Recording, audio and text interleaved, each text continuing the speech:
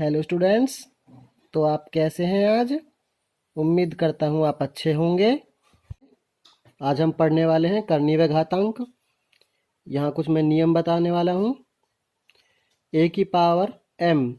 यहाँ समझें कि ये a दे रखा है जो ये वाला, ये है आधार, और ये m है जो ऊपर लिखते हैं, इसे बोलते हैं घात। इंग्लिश में आधार को बोलते हैं बेस और इंग्लिश में घात को बोलते हैं पावर।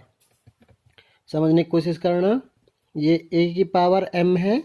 अगर ऐसे कभी भी आ जाए आधार के ऊपर पावर आती है, तब हम क्या करते हैं, उस आधार की m बार ही मल्टीप्लाई करेंगे। मतलब a की पावर अगर m है तो a की m बार मल्टीप्लाई होगी।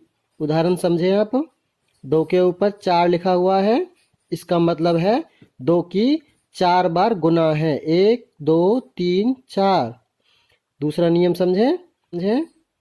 अगर आधार के ऊपर कोई भी पावर m है और वो मल्टीप्लाई हो रही है सेम आधार से और पावर अलग है, मतलब n है, तब बेस तो सेम टू सेम रहेगा, आधार सेम रहेगा, लेकिन पावर जुड़ जाएंगी, m जुड़ जाएगा n में।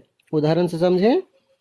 मान लो 9 की पावर 10 है, मतलब 9 आधार है या बेस है, 10 पावर है उसकी, और मल्टीप्लाई हो रही है एक और 9 आधार बेस की पावर 6 से।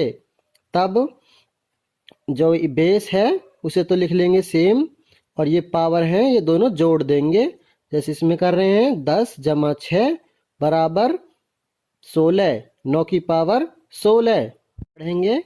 नियम 3 में क्या है, अगर कोई भी आधार या फिर बेस भाग कर रहा है किसी दूसरे आधार बेस को और उनकी पावर अलग अलग हैं, मतलब एक की पावर m है दूसरे की पावर n है, तब कैसे लिखते हैं, जो आधार है या बेस है उसे तो लिख लेंगे सेम, और ये पावर है m पावर में से n पावर को घटा देंगे। यह हम उदाहरण से मान लो इस a बेस की जगह मैं 10 यूज करता हूँ और इस वाले a के लिए भी मैं 10 यूज करता हूँ, इस m के लिए मैं 6 यूज करता हूँ, इस n के लिए मैं 3 यूज करता हूँ, तब क्या होगा, जो 10 है बेस है आधार है ये सेम हो जाएगा, और ये m वाली जो संख्या 6 मानी थी हमने, इसमें से ये n वाली संख्या जो 3 मानी थी ये घट जाएगी, और इसका आंसर आएगा 10 की पावर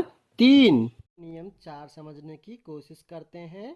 मान लो किसी आधार की पावर 0 है, तब उसकी वैल्यू 1 होगी, चाहे वो आधार कितना भी हो। मान लो मैं इस आधार को 6 मान लेता हूँ, 6 की पावर अगर 0 आ जाती है तब उसका मान होगा 1, उसकी वैल्यू होगी 1। नियम 5 को समझने की कोशिश करते हैं।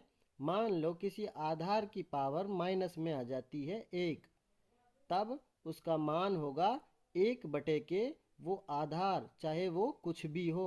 उदाहरण से समझने की कोशिश करेंगे। 2 की पावर -1 आ जाता है, तब हम उसे लिखेंगे 1 बटे के 2। जरूरी नहीं है यहाँ पे 2 ही हो, यहाँ पे हम किसी और संख्या को भी इस्तेमाल कर सकते हैं। ऐसे समझ लीजिए, मान लो 6 की पावर -1 आ जाती है, तब इसका मान होगा 1 बटे 6। अब करनी समझते हैं। मान लो किसी करनी के अंदर आधार है, उस आधार के बाहर हम करनी के बाहर देखते हैं कुछ m आ जाता है, कोई नंबर आ जाता है, तब हम उसे ऐसे लिखते हैं आधार की पावर 1 बटे में m। उदाहरण समझें। मान लो करनी के अंदर 2 है आधार और m है वो करनी के बाहर है, और उसे मैं 3 मान लेता हूँ, तब हम कैसे लिखेंगे, इस आधार को सेम टू सेम रखेंगे, और ये जो बाहर करनी के बाहर नंबर है ये 1 बटे में लिख दिया जाएगा, जैसे इसमें लिखा है 1 बटे 3।